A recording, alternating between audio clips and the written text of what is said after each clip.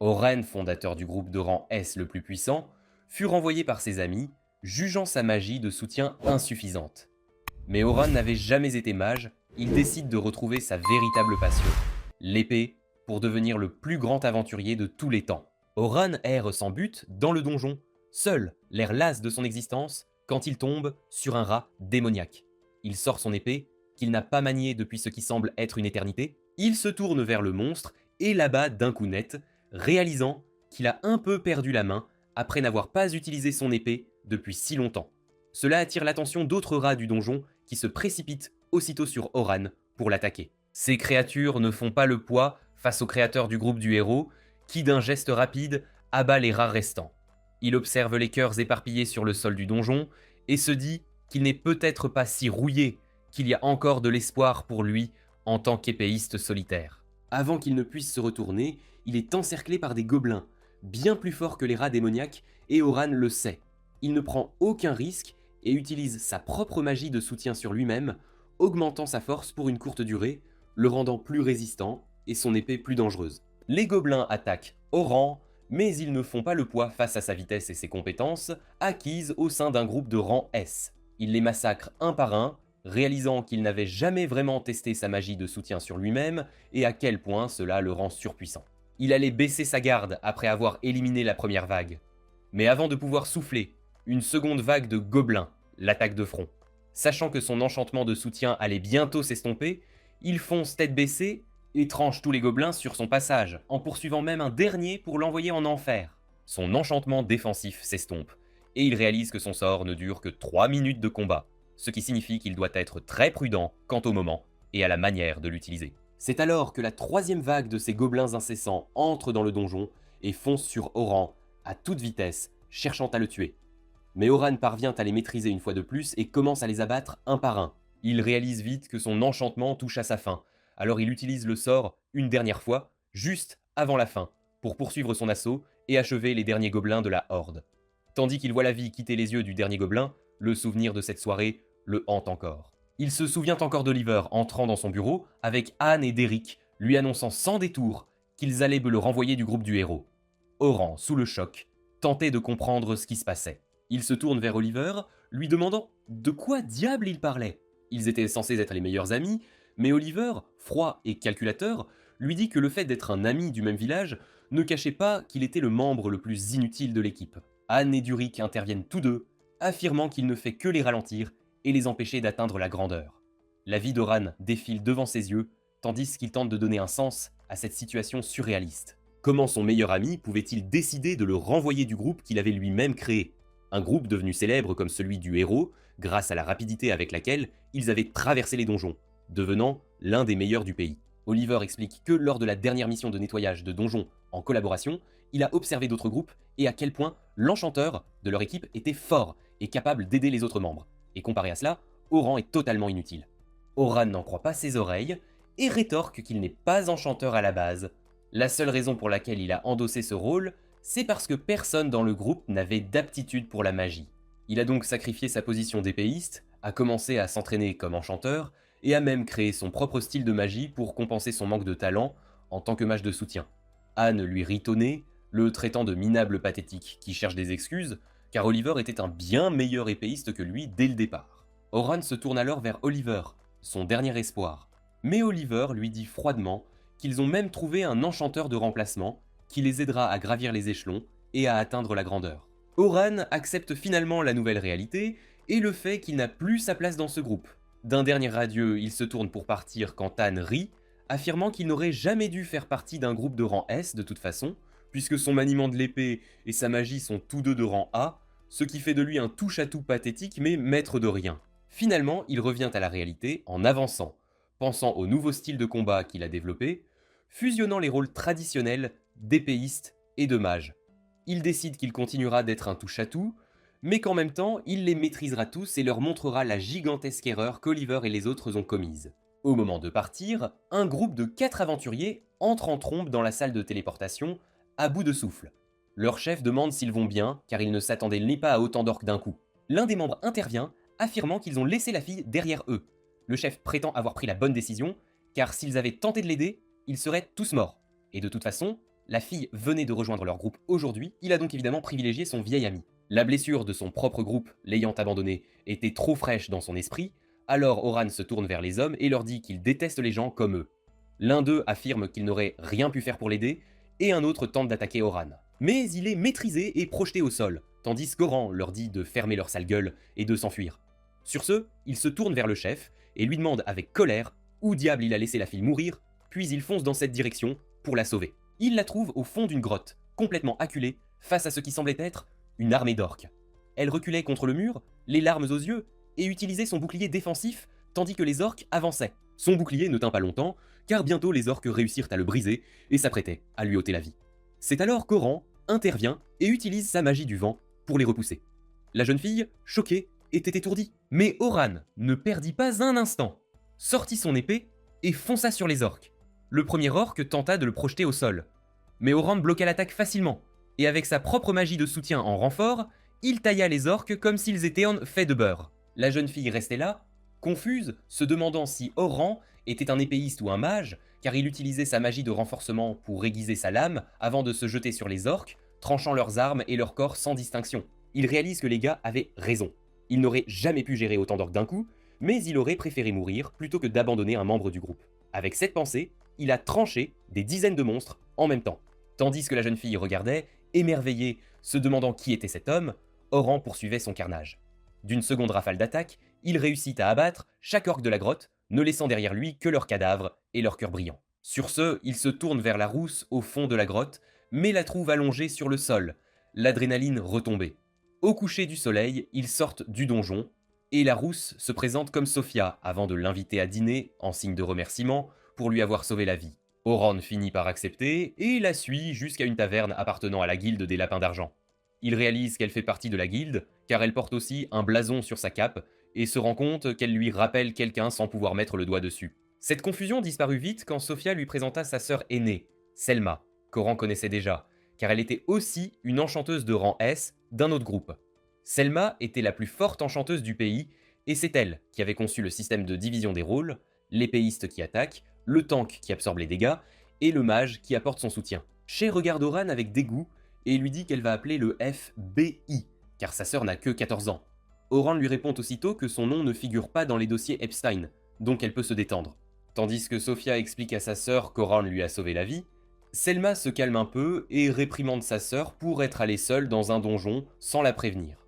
Ils commencent vite à parler et Oran raconte à Selma qu'il a été renvoyé du groupe du héros, il est donc plus ou moins un vagabond à ce stade. Il voit aussitôt les yeux de Selma pétiller, et il se demande si elle songe à le recruter dans son groupe.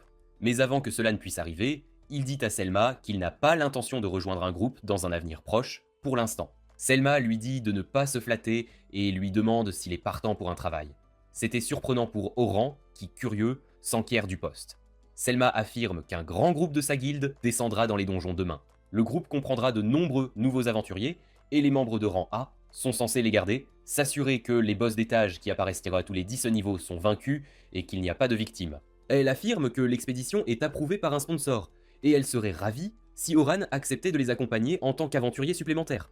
Elle dit aussi à Oran qu'elle respecte vraiment ses compétences et sa force, sinon elle ne lui aurait pas demandé cela. Cela le touche profondément, car la raison pour laquelle il avait été renvoyé de son groupe était que ses membres avaient été impressionnés par Selma elle-même lorsqu'elle présentait sa magie. Et c'est pourquoi ils avaient décidé qu'ils avaient aussi besoin d'un meilleur mage pour leur groupe. Oran accepte, mais à la condition de ne descendre dans le donjon qu'en tant qu'épéiste, car il n'est plus mage. Selma est un peu inquiète, mais décide que le recruter est plus important, car il reprendra très probablement son rôle principal de mage si les choses tournent mal. Après le dîner, Oran décide de visiter une boutique pour s'équiper, et le vieil homme le salue aussitôt comme un vieil ami. Le vieil homme était le fournisseur d'armures et d'armes d'Oran depuis le tout début. Quand Oran n'était personne et le cœur lourd, Oran lui révèle qu'il ne pourra plus faire de publicité pour lui, car il ne fait plus partie du groupe du héros. Il affirme que personne ne se souciera plus des armes qu'il utilise ou de l'endroit où il se procure son armure, et s'excuse auprès du vieil homme de l'avoir déçu. Le vieil homme sourit simplement et le remercie pour tout ce qu'il a fait jusqu'à présent, affirmant que les gens l'écouteront toujours, car c'est une personne sincèrement gentille et forte qui retrouvera le chemin du sommet. Cela lui tire étonnamment une larme, car il réalise que quelqu'un compte encore sur lui, et il décide de tout donner pour se reconstruire à partir de zéro. Le lendemain matin, Oron accompagne Sophia pour rencontrer le chef du clan des Lapins d'Argent, connu sous le nom de Vince. Il accueille Oran dans le bâtiment de leur clan et se présente. Oran répond que c'est un honneur pour lui de rencontrer le chef d'un clan aussi puissant que les Lapins d'Argent. Vince sourit à cela, affirmant qu'il n'a pas besoin d'être si tendu, car ils sont tous deux égaux. Vince affirme qu'il est bien conscient des exploits d'Oran, et sait qu'il fut l'une des raisons clés du succès du groupe du héros. Il estime qu'il devrait laisser les amabilités de côté, et plutôt essayer de comprendre ce que l'autre pense réellement. Il devrait se concentrer sur la tâche à accomplir, cette expédition d'enseignement. Vince se tourne vers Selma pour l'explication, et elle commence en mentionnant qu'ils iront du premier étage du donjon jusqu'au 51e étage en l'espace de 3 petits jours. Elle affirme qu'ils arrêteront leur voyage au niveau 21 le premier jour, et continueront le deuxième jour jusqu'à l'étage 36, et enfin le troisième jour, ils visent à conquérir le 51e étage. En expliquant tout cela, elle se souvient de la conversation qu'elle a eue hier avec Vince. Lorsqu'elle lui a annoncé qu'Oran avait été renvoyé du groupe du héros, Vince a aussitôt affirmé que le groupe du héros avait commis la plus grande erreur de sa vie, car sans Oran gérant tout à la perfection, il ne serait plus aussi fort qu'avant. Selma était d'accord avec cette évaluation, affirmant que sa magie de soutien les avait menés à un très haut niveau, ce qui leur aurait été impossible sans son aide. Elle sait qu'à l'état brut, la magie de soutien d'Oran n'est pas aussi puissante que celle de certains mages de soutien de rang S, mais il compense cela par sa vitesse d'incantation, qui est au moins 4 fois plus rapide que la sienne. Elle se souvient du combat, affirmant qu'il utilisait aussi plusieurs de ses propres sorts originaux, et plus encore, sa capacité à comprendre la situation et à y réagir avec des décisions claires est pratiquement inégalée. Sans lui, dans l'équation, le groupe du héros ne pourra pas conserver sa position de leader, ce qui signifie que les Lapins d'Argent peuvent intervenir et saisir l'avantage pour devenir le groupe le plus fort du pays. Tout cela a un peu troublé Vince, car il ne comprenait pas pourquoi un enchanteur incroyablement talentueux accepterait un raid conjoint dans un donjon où il avait peu à gagner. Selma répond que la plupart du temps, les mages de soutien n'obtiennent pas la renommée qu'ils méritent, et oui, elle est célèbre, mais c'est juste parce que ses mouvements étaient suffisamment spectaculaires pour attirer l'attention. Tandis que les mages vraiment puissants sont laissés dans l'ombre, sans aucune renommée propre, elle revient à la réalité quand Oran prend la parole et demande de confirmer qu'il y aura 10 groupes de recrues se dirigeant vers les donjons et 5 accompagnateurs, y compris Selma et lui-même. Les recrues s'occuperont de tous les monstres en rotation, mais si quelque chose d'inhabituel se produit, les accompagnateurs interviendront pour s'assurer que les recrues restent indemnes. Ils trouvent cependant une chose déroutante et demandent pourquoi il n'y a que 5 accompagnateurs. Si leur idée est d'assurer une expérience sûre aux recrues, pourquoi ne pas engager plusieurs groupes de rang A au lieu de 5 S-rankers séparés? Selma répond que la seule raison est que les recrues doivent aussi ressentir le stress de traverser un donjon et ne pas surestimer leurs capacités. Oran ne croit pas du tout à son explication, mais il sait qu'ils ne révéleront pas leur véritable motif à un étranger non affilié à un clan. Quoi qu'il en soit, Oran décide d'accepter la quête, car il n'a rien de mieux à faire de toute façon. Vince semble content et affirme qu'il sera payé 2 pièces d'or d'avance et 10 de plus à l'achèvement de la tâche. Cela le surprend un peu, il demande si ce n'est pas trop, car c'est l'équivalent d'une année de salaire, mais Selma répond qu'il l'apprécie beaucoup, et c'est pourquoi ils veulent s'assurer qu'il est suffisamment rémunéré. Oron les remercie et promet de les retrouver le lendemain matin, espérant le meilleur. Le lendemain matin arrive vite, et Oron se présente à l'entrée des donjons, où il trouve un groupe de nouveaux aventuriers attendant leur départ. Il trouve vite Sophia et Selma prêtes pour l'aventure, et complimente Selma sur sa tenue, ce qui agace Sophia, qui lui rappelle encore qu'elle est mineure. Oran lui dit de se calmer un peu, car il n'est pas non plus fan de Michael Jackson. Sophia lui demande où il vit actuellement, car avant il habitait dans le manoir de leur groupe. Oran répond qu'il loge actuellement à l'auberge, mais qu'il trouvera bientôt un endroit convenable où s'installer. Sur ce, Oran regarde autour de lui et affirme que tout le monde semble être arrivé, et qu'ils devraient peut-être commencer leur expédition. Selma est d'accord, et dit à Sophia de rejoindre son groupe avant de diriger Oran vers les 3 autres recrues chargées de veiller au bon déroulement du voyage. Selma présente Oran aux autres, affirmant qu'il est incroyablement fort et qu'elle lui fait confiance. Les 3 autres accompagnateurs l'accueillent aussitôt en se présentant. Le gaz aux cheveux bleus nommé Ant affirme qu'il est un tank, et le blond nommé Byrne fait de même, déclarant qu'il est aussi un tank. La dernière, une fille aux cheveux courts, s'avère être une guérisseuse nommée Cathy. Oran réalise aussitôt qu'il est un attaquant de première ligne, et Selma l'enchanteuse, ce qui fait d'eux un groupe d'accompagnateurs très équilibré. Mais ils se demandent quel était leur plan s'il avait refusé leur offre de se joindre à eux. Ils pensent qu'il y a définitivement quelque chose de louche, mais décident de continuer pour l'instant et de voir comment les choses se déroulent. Bientôt, Selma rassemble toutes les recrues en un seul endroit et les présente à Oran, affirmant qu'ils ont obtenu une aide incroyablement forte pour ce voyage, donc ils n'ont pas besoin d'avoir peur de quoi que ce soit. Elle affirme qu'Oran est allé jusqu'au 84e étage, ce qu'elle n'a même pas encore fait, et qu'il faisait partie du groupe du héros lui-même, ce qui en fait l'une des personnes les plus fortes du pays. Cela motive vraiment les novices, qui se sentent aussitôt beaucoup plus confiants pour ce voyage. Mais tant de pression commence à intimider un peu Oran, car il sait maintenant que tant de gens comptent sur lui. Cela dit, elle demande aux autres accompagnateurs de prendre le contrôle de leur groupe, tandis qu'elle dit à Oran qu'il va diriger le 10e groupe, le plus prometteur de tous. Et elle croit qu'avec les bons conseils, ils peuvent facilement gérer même les donjons de niveau intermédiaire. Cela trouble encore un peu Oran, qui se demande pourquoi elle lui confierait le groupe vedette à lui qui est censé être un étranger. Quoi qu'il en soit, il se dirige vers le 10e groupe et réalise que Sophia en fait partie.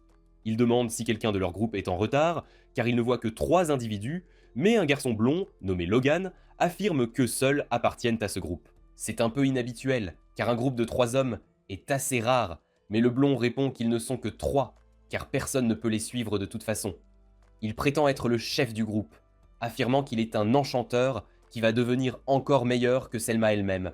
Oran réalise aussitôt que ce garçon a un problème d'attitude, et se demande si cela finira par lui nuire. Mais il passe à la 2e fille pour l'instant.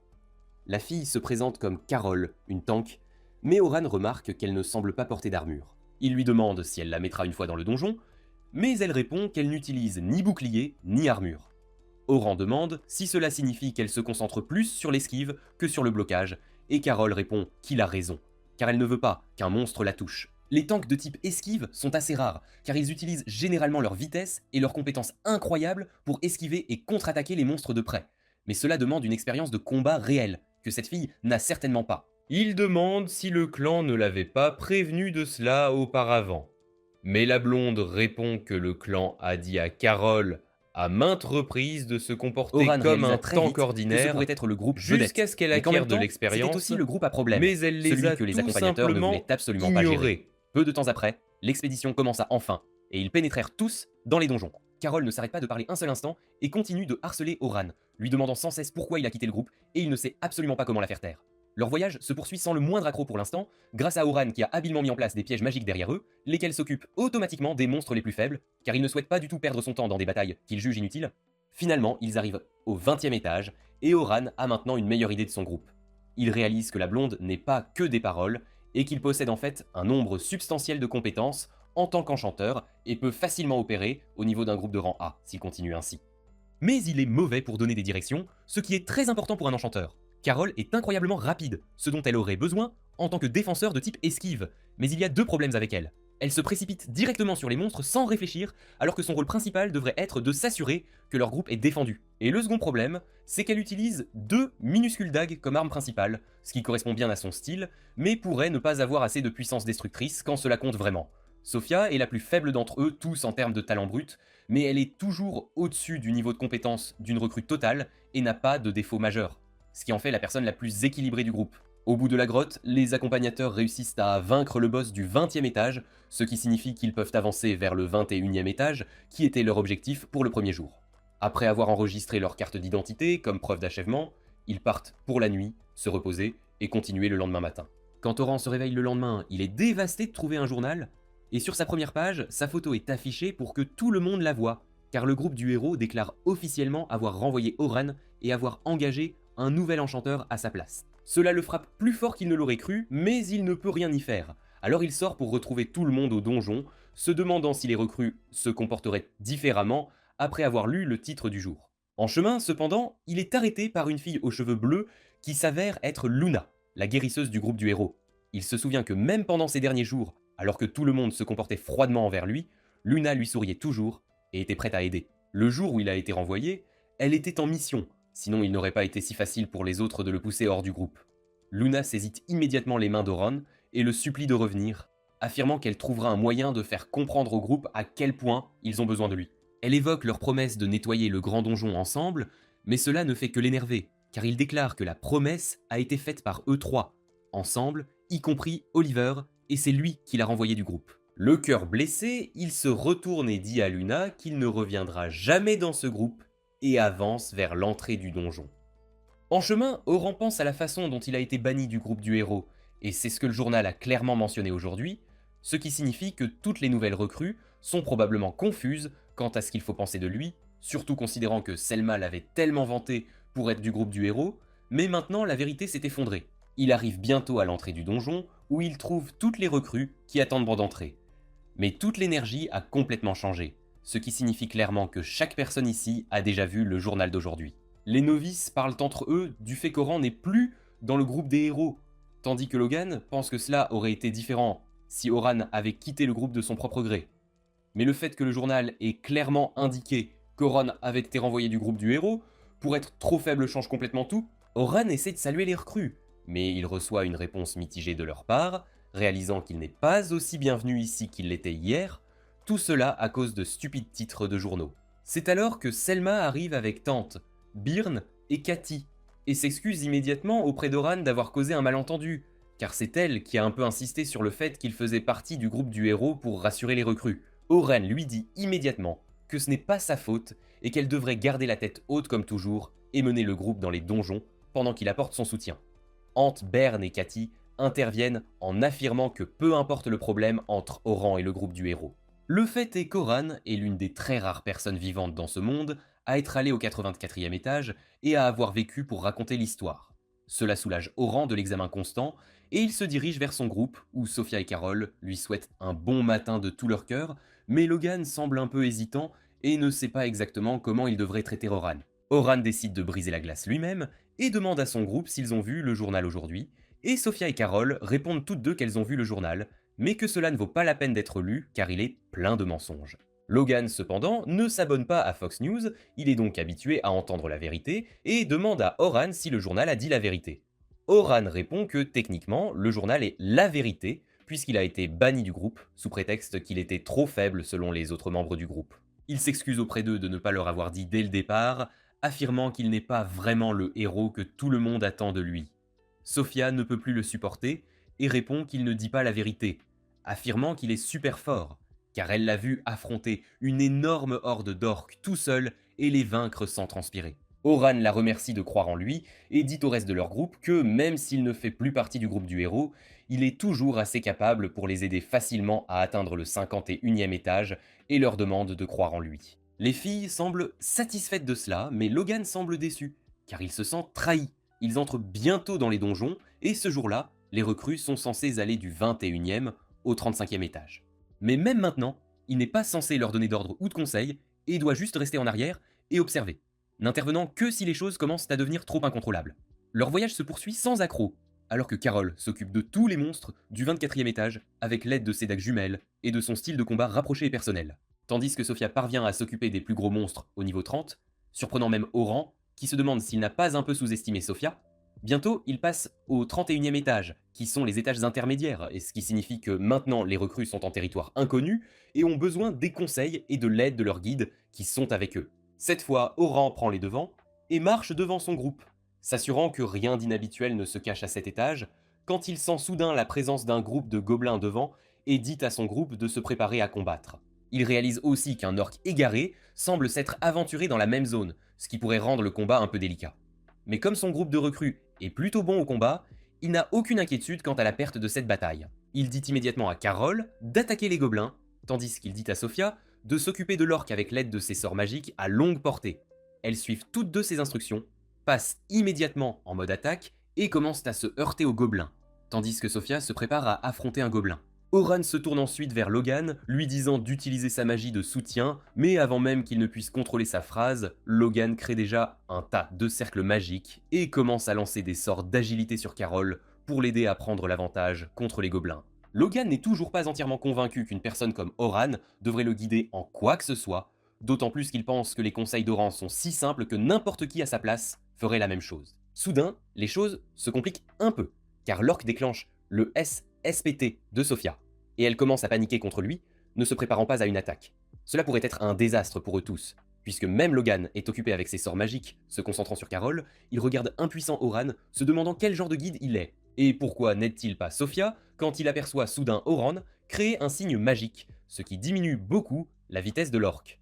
Il se dirige ensuite vers Sophia et lui dit de prendre son temps et de viser juste car elle est beaucoup plus forte qu'un orc et ne devrait pas en avoir peur. Sophia prend une profonde inspiration puis produit une énorme boule de feu qui détruit complètement l'orc en miettes, surprenant tout le monde dans son groupe, y compris Oran, qui n'avait absolument aucune idée que Sophia pouvait utiliser des sorts magiques de niveau avancé. Carol court immédiatement vers Sophia et la serre dans ses bras, tandis qu'Oran la félicite pour son excellent tir.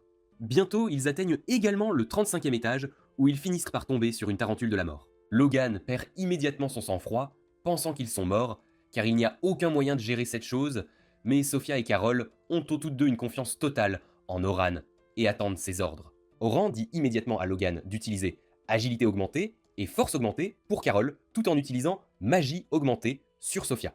Logan se demande si ce type est devenu fou, car il utilise la même stratégie qu'avant sans changement, mais il décide de suivre les ordres, et utilise les sorts en conséquence. Oran dit ensuite à Carol d'engager le monstre en combat rapproché, et de s'assurer de maintenir son attention sur elle. Carol hoche la tête en signe d'accord, et court immédiatement vers la tarentule. Logan essaie de l'arrêter, mais Oran l'en empêche, affirmant que s'il va devant, ils seront tous désavantagés, alors il devrait attendre et observer, puis il dit à Sophia de sauter sur le monstre, et de lui lacérer le dos pour le déchiqueter. Et Sophia comprend immédiatement la tâche, sautant sur sa tête et faisant courir sa lame dessus de l'avant vers l'arrière. Oran lui dit ensuite de maintenir son attention sur elle, mais elle doit être prudente car l'araignée est venimeuse. Elle doit donc esquiver toutes les attaques sans faute. L'araignée commence à essayer de poignarder Carol avec ses pattes pointues, mais elle continue d'esquiver les attaques les unes après les autres et même de dévier certaines d'entre elles. Surprenant le monstre, Oran dit à Logan qu'il doit continuer ses sorts sur Carol car sa vie est entre ses mains à ce stade. Sur ce, il se tourne vers Sophia et lui demande d'immobiliser le monstre. Sophia comprend immédiatement la tâche et utilise sa capacité de coupe-flèche pour lui trancher les pattes, le forçant à tomber au sol. Carol commence à célébrer, mais Oran lui dit de faire attention car la bataille n'est pas encore terminée. Le conseil est arrivé trop tard, cependant, car le monstre araignée n'était pas encore mort et utilise ses toiles pour attraper Carol et commence à la tirer vers lui. Oran dit immédiatement à Logan de donner à Carol un bonus de force et de vitesse, ce qu'il fait sans plus d'arguments, mais Carol commence à paniquer et ne parvient pas à se libérer de la toile, suppliant Oran de l'aider. Oran dit à Sophia de préparer sa flèche de roche et utilise un sort d'amélioration de la netteté sur ses couteaux, ce qui lui donne le coup de pouce dont elle avait besoin pour se libérer de l'emprise de ce monstre.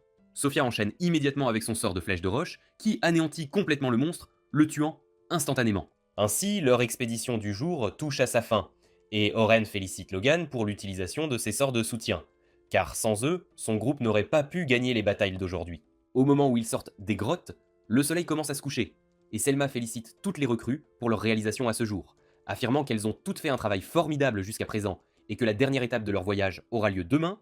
Elles doivent donc se reposer et manger correctement. Sur ce, ils se séparent tous quand Oran est arrêté par Ant et Verne qui l'invitent à déjeuner, et après avoir réfléchi un moment, Oran accepte l'offre car ce n'est pas tous les jours que quelqu'un lui propose de le régaler. Sur le chemin du retour vers la ville, Logan interroge Sophia sur la rencontre qu'elle a eue où Oran lui a sauvé la vie pour la première fois et lui demande des détails, comme le type de sort qu'il utilisait. Sophia essaie de se souvenir et répond qu'il a d'abord utilisé une rafale de vent, puis a également utilisé de la magie pour améliorer son épée, avant de découper chaque orque en lambeaux. Logan réalise que quelque chose est très différent chez Oran, car aujourd'hui, il a remarqué qu'Oran a très naturellement utilisé un sort pour réduire l'agilité de l'orque, qui se dirigeait vers Sophia. Ce genre de sorts magiques sont connus sous le nom de debuffs, et sont incroyablement difficiles à réaliser. Même les mages les plus incroyablement talentueux, comme Selma elle-même, peuvent à peine utiliser un seul debuff en quelques jours, et cela avec beaucoup de préparation. De plus, Oren a agi comme un parfait lanceur de sorts, et savait quand utiliser quel aspect d'un sort dans un combat d'équipe. Il savait quand les timings exacts de chaque amélioration s'estomperaient, et utilisait même des sorts préventifs pour prédire les mouvements de l'ennemi. Cela fait réaliser à Logan qu'il s'était complètement trompé sur Oran, et qu'il n'est pas juste un mage normal, mais un génie. De retour en ville, Oran descend dans une taverne avec Bern et Hunt, et ils lui disent de commander tout ce qu'il veut, car ce sera à leurs frais. Ils commencent alors à l'interroger sur son rôle réel, car il était enchanteur dans le groupe du héros, mais maintenant, il prétend être épéiste. Oran répond qu'il a toujours été épéiste, depuis qu'il a vu son grand-père tuer une énorme bête qui s'était autrefois égarée dans le village. Il s'est mis en tête que, quoi qu'il arrive, il deviendrait épéiste. Et ce souhait s'est réalisé pendant un certain temps, car il était épéiste dans le groupe du héros. Mais ensuite, alors qu'ils commençaient à descendre aux niveaux inférieurs, leur rythme a commencé à ralentir un peu, car l'intensité et la force des monstres qu'ils rencontraient augmentaient. Au même moment, Selma a popularisé la stratégie d'équipe, où tout le monde dépendait de l'enchanteur pour les décisions. Ils ont donc eux-mêmes décidé de suivre la même stratégie. Malheureusement, comme leur groupe entier n'avait personne ayant l'affinité pour devenir enchanteur, leur meilleur choix était Oran. Et pour le bien du groupe, il a décidé de laisser tomber son rôle d'épéiste et est devenu enchanteur. Il commence à penser amèrement que le groupe du héros n'a plus aucune chance de franchir les niveaux suivants, mais décide que cela ne vaut plus la peine d'y penser. Il dit ensuite au garçon qu'il veut maintenant devenir l'épéiste le plus polyvalent, capable de gérer même les étages inférieurs seul, sans avoir besoin d'un groupe, ignorant que le lendemain même, le groupe du héros allait lui rendre visite dans les donjons mêmes qu'il visait à conquérir.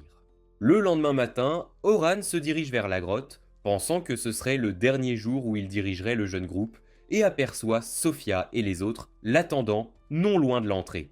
Ils le saluent tous chaleureusement, et il sent déjà que le groupe semble avoir plus confiance en lui aujourd'hui qu'il n'en avait la veille. Même Logan semble beaucoup plus réceptif et confiant envers lui. Carol prend la parole, affirmant que puisque c'est le dernier jour, Sophia voulait lui dire quelque chose et commence à donner des coups bas de coude à Sophia, la poussant à s'exprimer. Mais Sophia semble intimidée et trop timide pour exprimer ses vrais sentiments. Il s'avère que, en prenant un bain la nuit dernière, Sophia a fini par dire à Carol qu'elle voulait qu'Oran reste dans le clan des lapins de nuit et les aide à atteindre le sommet. Avant qu'elle ne puisse se résoudre à parler à Oran, il est appelé par Selma et dit à Sophia qu'il lui parlera plus tard avant de partir. En marchant vers le reste des guides, il entend par hasard un groupe de recrues dire que le groupe du héros va aussi dans les donjons aujourd'hui et qu'ils vont faire un essai avec leur nouveau groupe pour s'assurer qu'ils travaillent tous en synchronisation.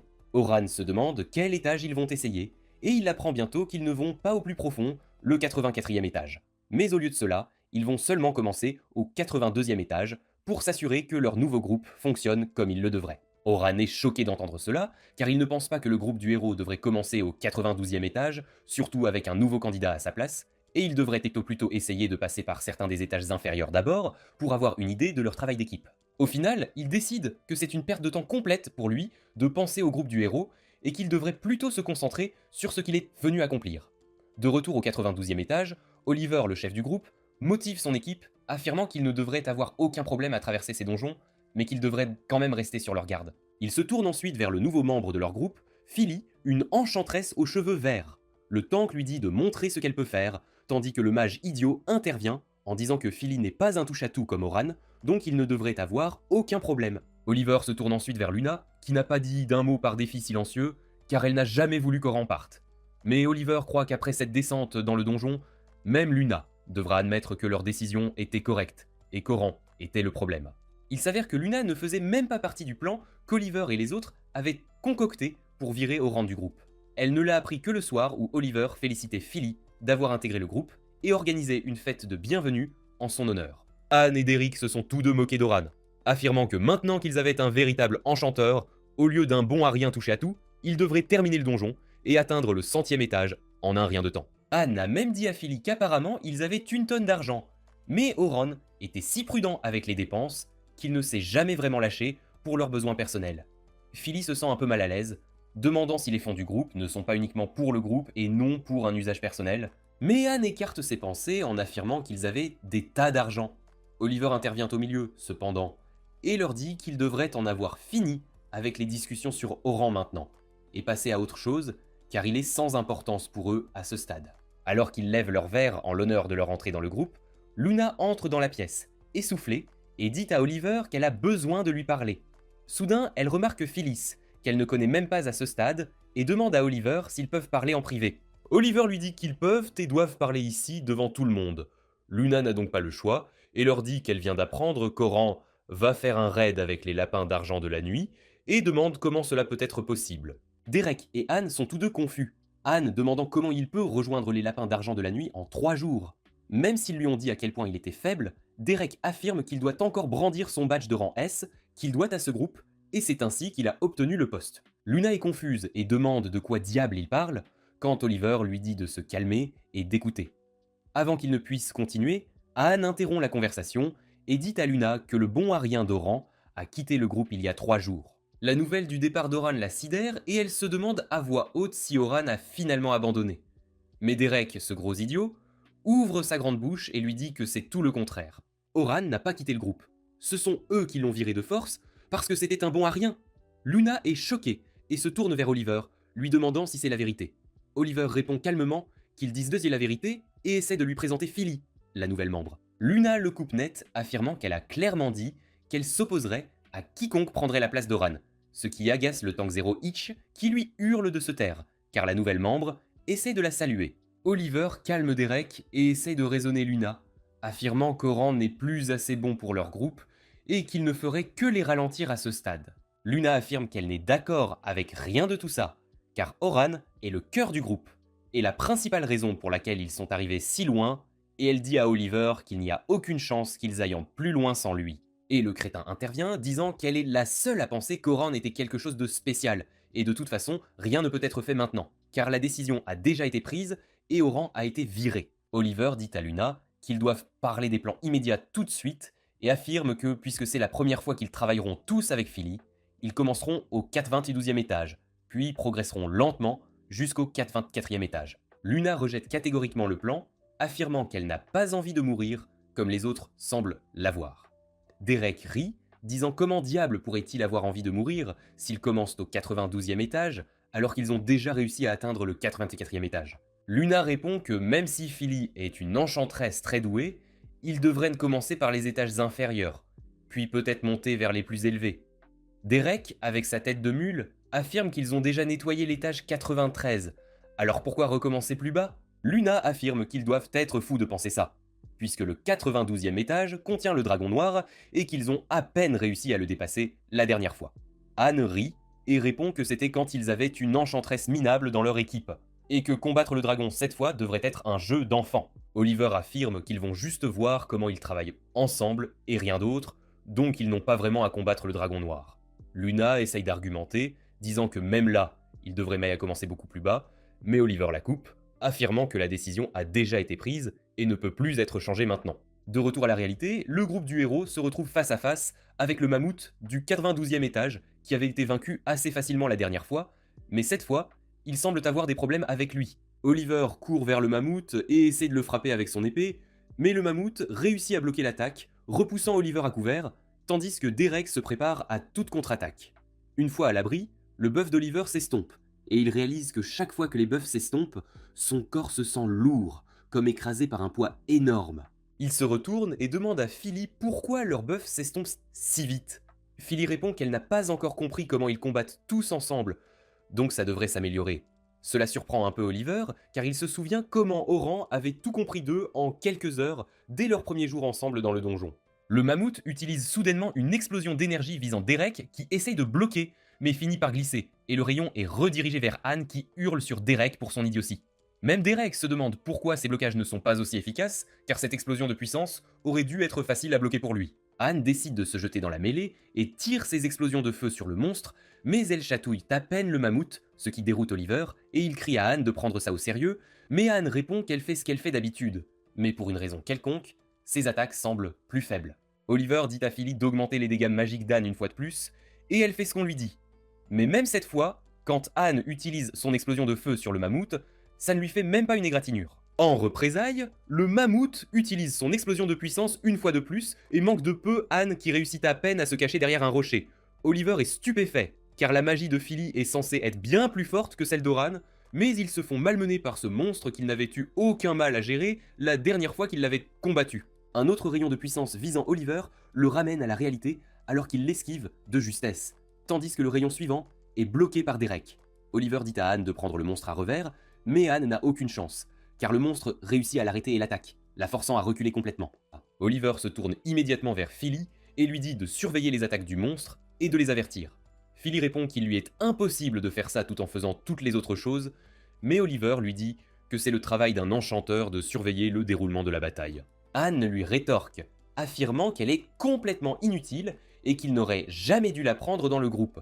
Oliver réalise qu'aucun d'eux ne semble aussi fort qu'avant, et il n'arrive même pas à tirer toute la puissance de son épée. En théorie, la magie de Philly devrait leur donner un énorme boost de puissance. Alors qu'est-ce qui ne va pas exactement? Avant qu'ils ne puissent décider quoi faire, le dragon noir émerge des profondeurs des donjons et commence à voler vers eux. Luna transpire de peur et hurle qu'ils doivent quitter cet endroit le plus vite possible. Le dragon descend au sol, écrasant le mammouth sous lui sans aucun problème. Oliver est choqué, se demandant pourquoi diable le dragon noir sort de son repère. Et ça ne devrait pas arriver. Mais ils refusent toujours de partir, affirmant qu'ils l'ont vaincu une fois, et qu'ils le feront encore. Derek se met immédiatement en position pour bloquer son attaque de boule de feu, mais à sa surprise, elle n'est pas du tout aussi forte et il est immédiatement repoussé. Anne essaie d'utiliser sa boule de feu, mais même après s'être cachée derrière un rocher, elle est soufflée et assommée. Luna dit immédiatement à Oliver qu'ils doivent s'échapper, mais Oliver dit simplement à Philly de la buffer, puis charge son attaque étrange contre la boule de feu du dragon et attaque en même temps, parvenant à peine à tenir bon alors qu'il est balayé par l'onde de choc. Il tombe à genoux, confus et étourdi, ne sachant que faire, mais Luna le rassemble rapidement et lui dit qu'ils doivent utiliser un cristal de téléportation d'urgence, sinon ils mourraient ici. Philly affirme que la téléportation d'urgence, cependant, les enverra directement dans une salle de boss de rang inférieur et qu'ils devraient le combattre. Mais Luna affirme qu'ils n'ont pas d'autres options. Oliver s'agrippe et attrape le reste de son équipe et ouvre le portail pour s'échapper. Mais avant qu'ils ne puissent le traverser, le dragon plonge avec une attaque, les repoussant et, à leur horreur absolue, entre dans le portail avant de disparaître.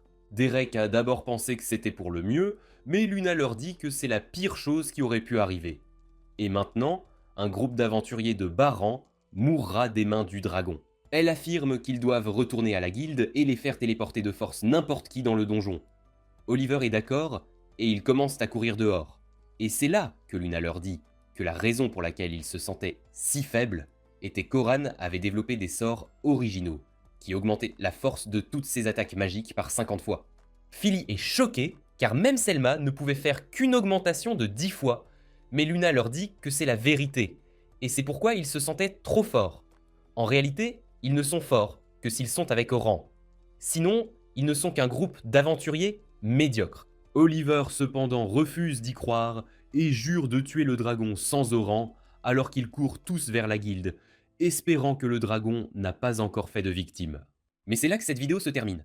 N'oubliez pas d'aimer et de vous abonner à la chaîne. Merci d'avoir regardé et à la prochaine.